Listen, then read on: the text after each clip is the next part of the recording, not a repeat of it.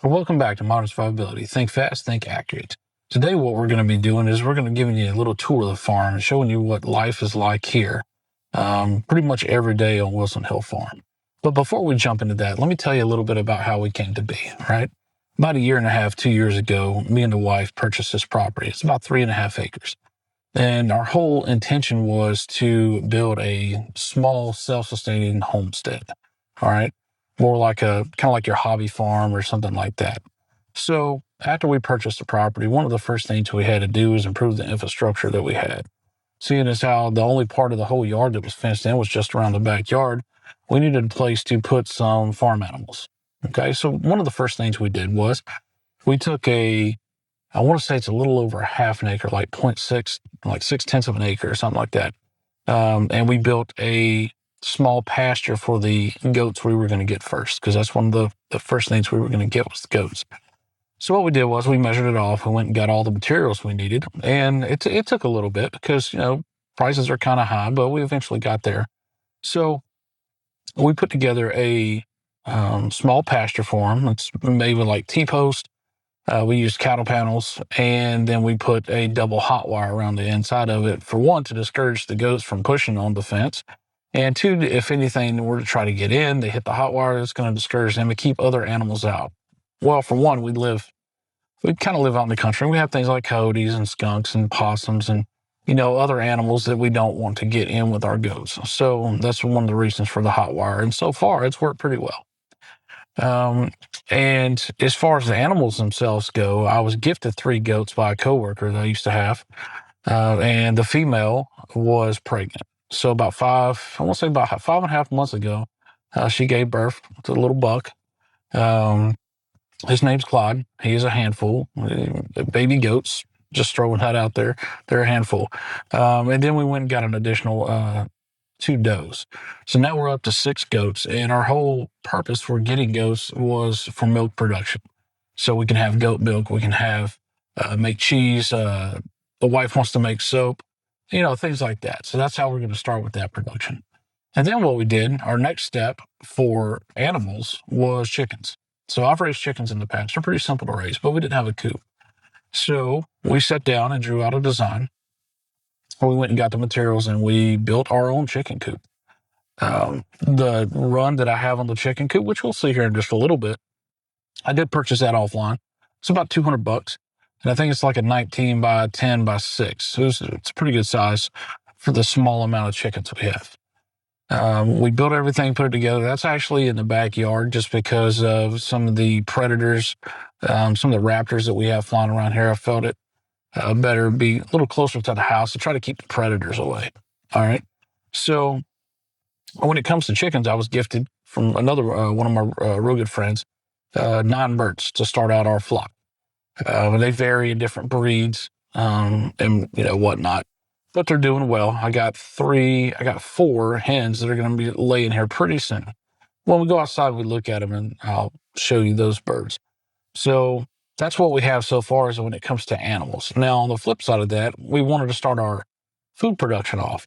So the first year we moved in here, we did because we moved in later in the year, it wasn't really smart to build a whole garden out. So what we did, we cut up a little space out there and just kind of see what the soil would do for us. We planted a few things, and they did relatively well that first couple of months before winter hit, killed everything off. All right, fast forward this past year, we plowed a whole area for a in-ground garden and planted all various different types of things, from corn, beans, all your fruits and vegetables, pretty much. I say all your fruits, but some fruits, most of your vegetables and things we planted. We did pretty well. We had a pretty decent harvest. But we did find a couple of things that we need to improve on for next year. One of them being the drainage. Whenever we have massive rains around here, it kind of floods the garden a little bit. So we got to do a little work to the land. Next year, we plan on having a bunch of raised beds to go along with the in-ground to supplement what we got. So we're kind of on the way ahead on that. And then other than that, we're going to take you out there and we're going to show you what the Wilson Hill Farm looks like. Stay tuned. All right, so now we're going to check out some of the herd. We've got one of the does right there. That's Bonnie. There's the handful right here. There's Clyde. All right, there's Muffin. Weird name, but whatever. That's his mom. And everybody's coming up to me because they think it's snack time. The two boys we got.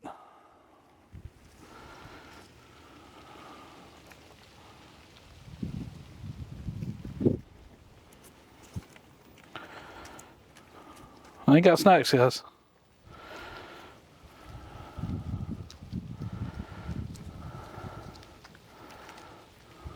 Now we're gonna look out.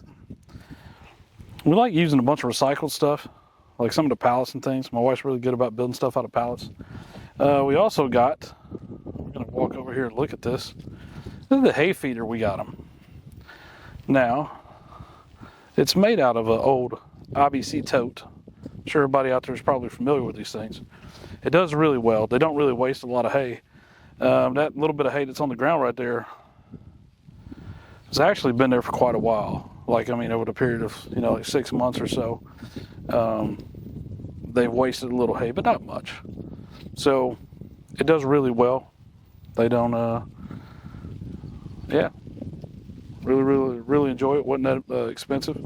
Got it from a guy around here that takes them and welds them back together and makes feeders for people's livestock. It does pretty good. Now, moving on around, they got a couple other things out here that they get to use all the time. They got a couple little shelters that were built, platforms, because goats like to get up and get off the ground sometimes. And if you'll notice, if we look out, just how sizable this little 6/10 of an acre really is. It goes all the way back. You see the fence? It's all the way around this way, all the way back around to the fence. And there's some shelters that were built for them. You got another shelter up here. Now, where the goats go being goats. Muffin is definitely in charge here. There's some pretty cool shelters that the wife built for him. They're again made out of pallets. We got some other ones that are, we got to haul off that are right there, but we're getting rid of those. But the three big ones right there, all the goats fit in those. And they're also, let me get a little closer for you to see them. The tops actually have a really nice roof made out of corrugated aluminum. So, you can kind of see them up there. Yeah, those put those roofs together. Everything's anchored down. It's really good. They like it. They don't put stall mats down here across the bottom, and they really seem to enjoy it. So, watering trough, mineral blocks. Goats being lazy, doing goat things. That's the other female. Those two right there are this one, Lavinia, and Bonnie right there are sisters. So, got a pretty good goat herd. There's Casey. So yeah.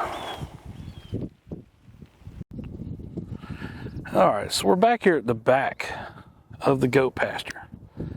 All right, so everything you see back here, there's an area. Let's pan over to the left here a little bit. It's kind of windy out here, so hopefully you can hear me pretty well. You see the fence post going down.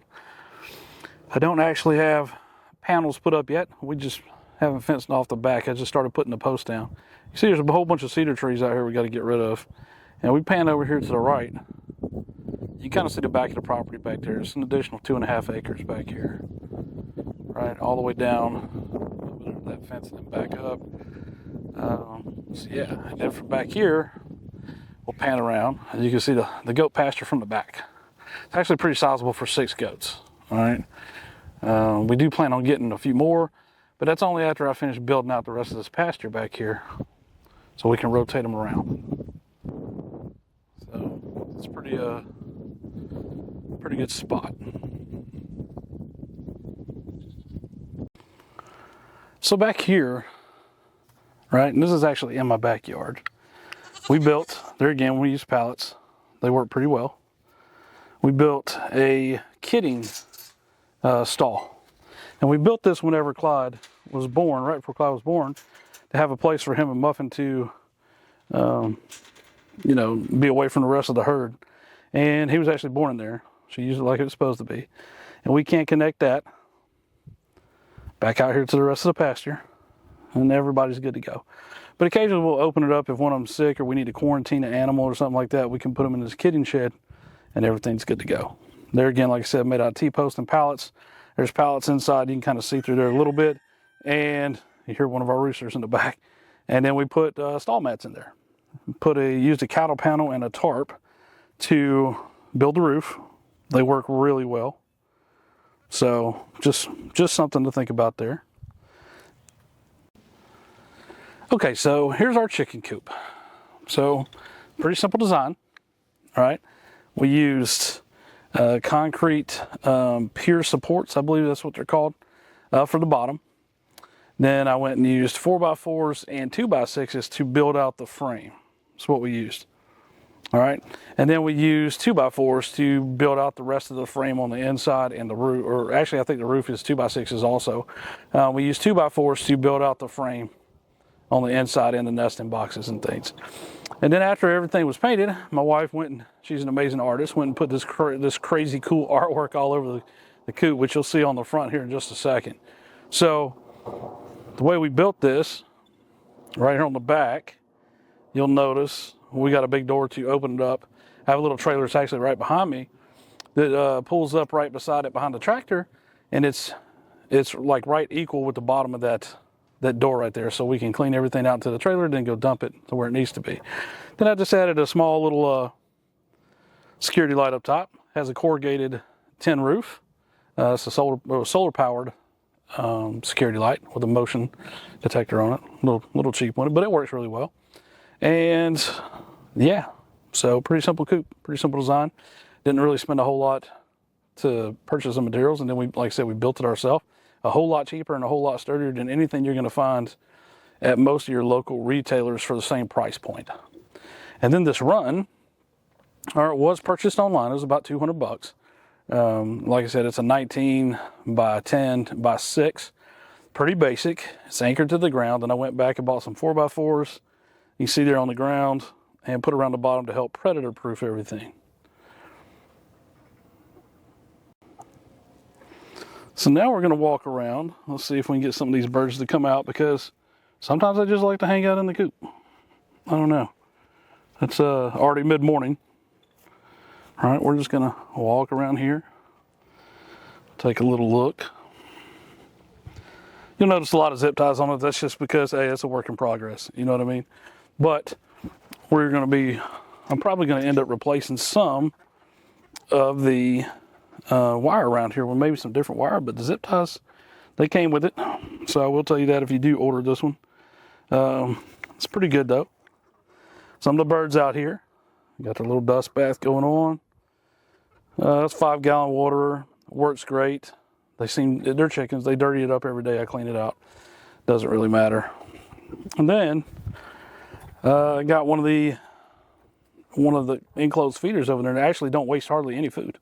So it's good. But if you'll notice the front of the coop, let's look up there. That's the rest of the artwork she did. Amazing. Some great artwork. So now we're going to move out of here and go check something else out.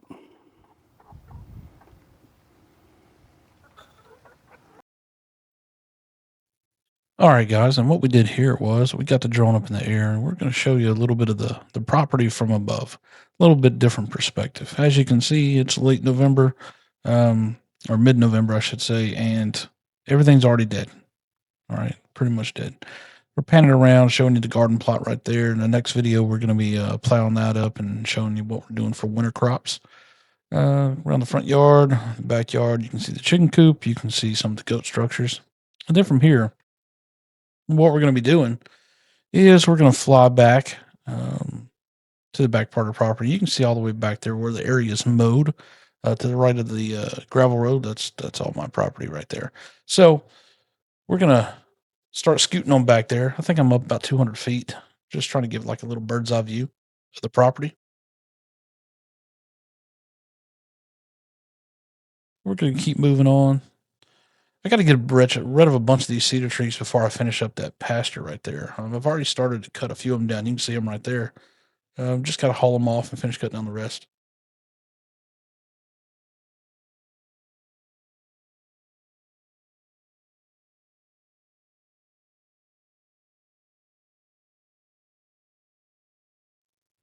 And now we're pushing back to the back corner of the property. Obviously, where it's mowed, those are the corners. And we're going to stop here for a minute. I'm going to change one of the modes on the drone. I was actually out here flying, so I could do a little bit of a different turn whenever I go to do this to try to sync it up and make it look a little bit better whenever we flying around corners. We're going to fly around. We're going to turn out to the west. See in the other part. And then we're going to turn back to the north.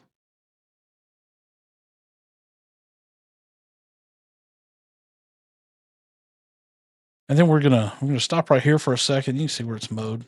It goes up to the back of the property. Now I'm gonna roll right and go up in altitude just a little bit to finish off this video, so you can see the other view of the goat pasture we built right there, and you can see the garden plot up there, the chicken coop in the backyard. Now you get a little perspective on actually just how big the backyard is in relation to the chicken coop. So we're finally going to push in a little bit, and then we're going to pan down and finish out this video just by looking at the goat pasture there. Thanks for watching this video. Really appreciate it.